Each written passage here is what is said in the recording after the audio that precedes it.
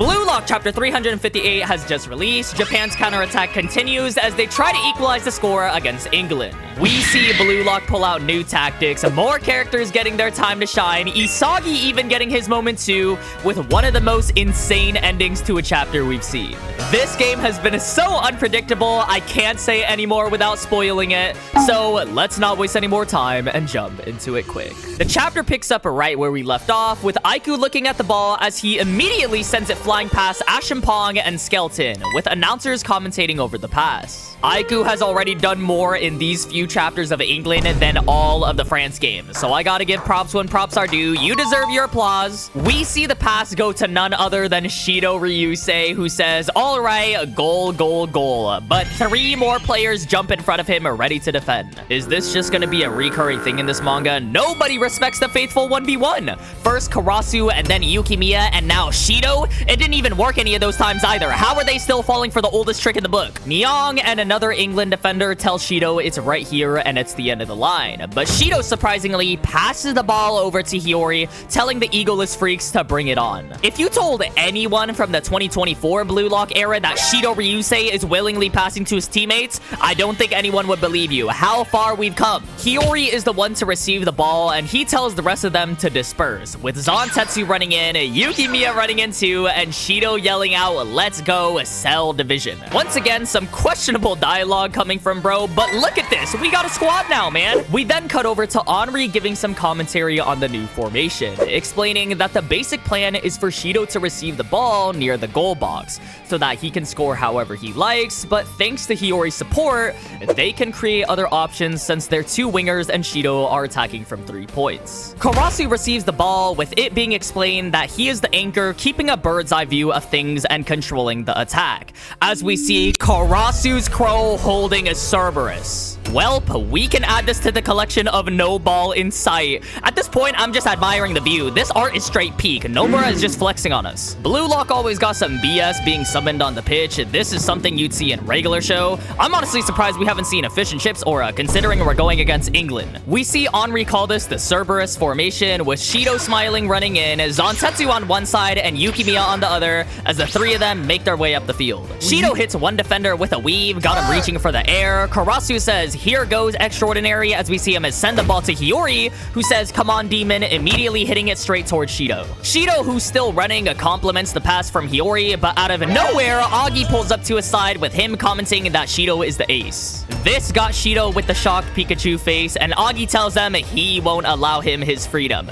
to which Shido, with veins popping out, says, I am freedom. Look at bro's face here too. He was practically begging for a challenge, but before Shido can get the ball, Isagi comes in out of nowhere and steals it instead. With his Metavision eyes activated, he tells Shido that it's not good enough. He is the free one, as his puzzle pieces start flying everywhere, which got Agi now with the shocked Pikachu face, and Shido mad as hell. Veins popping everywhere, teeth grinding. I don't even blame bro, because this exact same scenario happened in the France game. I'm sick, man. He got hoed twice in the same way. I feel for Shido, and specifically his fans, because this man has been done dirty time and time again.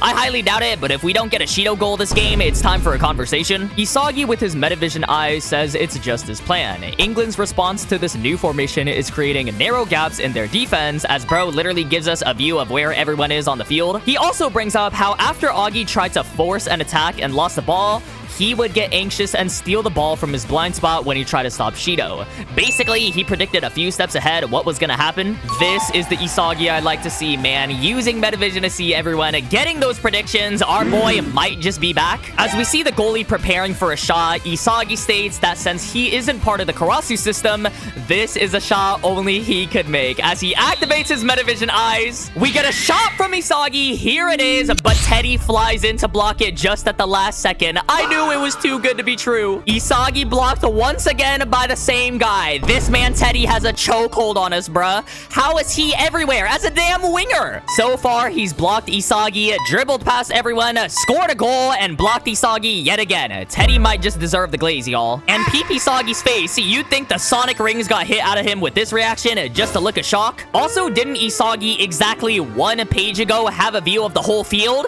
Yet he still didn't expect Teddy to come in and try to block? Is he just the invisible man like Kuroko? Teddy tells Isagi that he knows he's the type to try that, and the ball ends up deflecting into the air, and Teddy effectively knocking the hope out of Isagi's eyes. However, Isagi still says England's in disarray, and that's when we see Zantetsu getting ready to accelerate towards the loose ball, as Skeleton just looks at Zantetsu. I don't know what he's doing, straight static in his head. Zantetsu's aura eyes appears once again as he says, on your marks, and boosts straight towards the ball, leaving Skeleton reaching for the air as they comment on how fast he is. Come on, Zantetsu, I'm placing my hopes and dreams in you once again. Equalize this game for us, we need it. The goalie yells he's going out, and it's a battle between Zantetsu and the goalkeeper as both their auras appear, with whoever touching the ball first being the victor. Just look at this frame though, dog. What in the My Hero Academia is going on here? As we see the next page, Zantetsu's foot barely doesn't make it, and the goalie makes contact with it, punching it away at the very last second. So close, man, but that makes 2 almost goals for Zantetsu. You gotta keep trying, man. I believe in you. Don't keep disappointing me.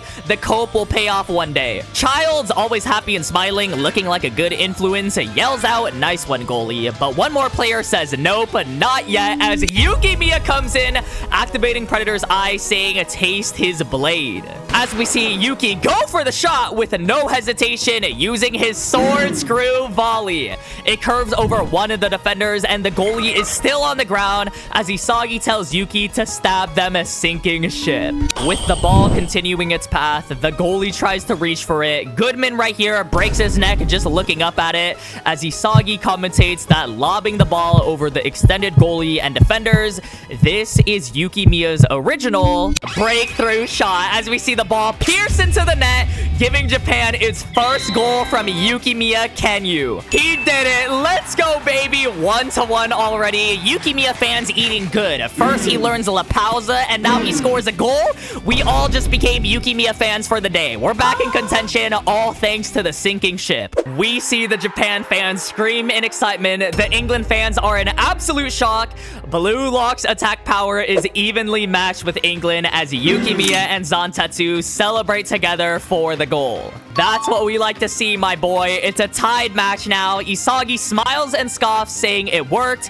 He pierced them, and making a realization that the key to this match will be getting the enemy to bare their egos like before, as we get a close-up of Agi. Isagi's puzzle pieces start flying around him. He says that if he uses his eyes and brains to find these distortions and throw their regimented organization into chaos, then this match is ours, with his Metavision eyes activating again. I'm feeling hopeful, my boy. 4 chapters in, and Isagi has already figured it out. This new game plan will work, and the England game is gonna be theirs. But however, we jump over to Fox, who tells Ego times like these makes him so happy to be a coach, as we see Fox make the hand signal for a substitution, twirling his fingers. He says if someone's useless, you can just throw them out.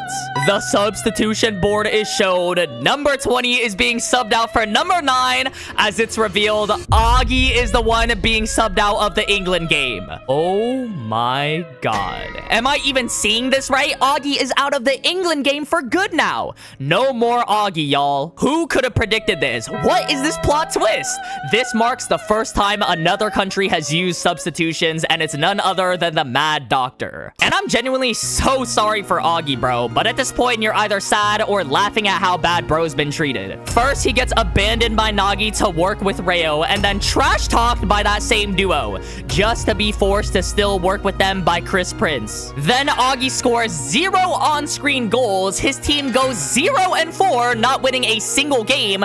He leaves for over 100 chapters just to return for 4 chapters, gets 1 dribble, gets tackled, fails the defense, and gets subbed off. I wouldn't even wish this on my worst enemy. Can we double Agi's pain and just send it to that withered beaver that is Fox? This guy is looking like a threat, man. He literally has full control over this team. With Agi looking back in shock at the substitution board, Isagi is confused, questioning why he's substituting already. Ego tells Fox he's an annoying old bastard, as the chapter ends off with one of the biggest twists of the England game.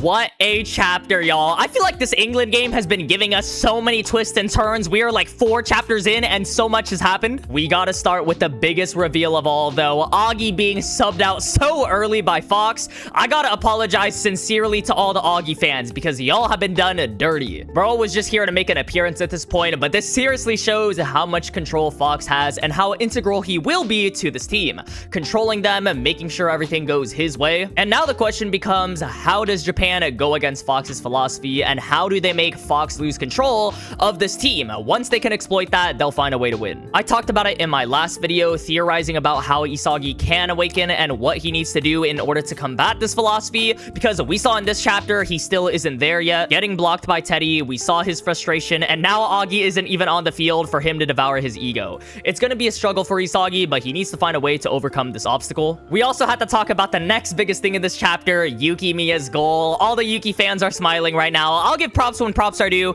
He equalized the game for us, even though he isn't my favorite character. I like the goal. In terms of how predictable it was, I felt like it was a 50-50 between him and Shido scoring. I thought it was Shido, but looking back, Heaven Piercing Bullet being the chapter name, it sounds like a Yuki Miya goal. I don't know how I overthought that. The one thing I was for sure of is that it wasn't going to be an Isagi goal, simply because it would be way too early. They're setting up Isagi to struggle, so from my perspective, I don't think they would have made Isagi score. But yeah, Yuki Miya scoring before Chigiri, Kunigami, or even Shido is crazy. I hope this isn't the end for Yuki Miya. Like other characters who score and then it goes right after, I hope we get some more shot attempts from him or some dribbles coming out. I do have high hopes for Yuki Miya not being shafted right after his goal, because Kaneshiro has been cooking with the England game. So far, the pacing, the fact that multiple players are getting their shine, and the plot twists have been absolutely crazy. This is everything we wanted from a Blue Lock game, and as it progresses, it can only get better and better with the later developments. We have Isagi's awakening, we have Teddy's backstory, figuring out how to beat Fox and his development with ego. I'm just smiling ear to ear. I'm enjoying this game so much, and I can't wait for the next chapter, which is titled Daio, which I'm pretty sure this is a Japanese word, so I literally don't have any clue what this chapter could be about. All I know is we'll definitely see Augie's reaction to him being subbed out, the new number 9 subbing in, who I think will have a chemical reaction with Teddy. I'm honestly interested in this new sub. This is the first time in the U20 World Cup another country is subbing in a player, so it's going to be very interesting to see how he fills Augie's role. As well as Augie being subbed out opens up a lot of chances for the NPCs of England to score, which is mind-boggling to me. That would be the first time in Blue Lock history that would happen. I know they are all U20 World Cup players, but I doubt Teddy would be the only one scoring. Maybe the England captain, Ashimpong, is the one that ends up scoring. Maybe Nyang ends up scoring, or possibly this number 9 sub would be the one to score. Someone we aren't familiar with, or we could even see a Teddy brace. Teddy obviously can't score every single goal, so we'll be seeing a new player. Whatever the case is, I can't wait to see how it plays out, so make sure you're here next week as well. That about wraps it up for this video, though. If you made it to the end, thank you so much for watching as always. YouTube really thinks you'd like this video right here, so be sure to check that one out too. I appreciate y'all so much, and I'll see y'all in the next one.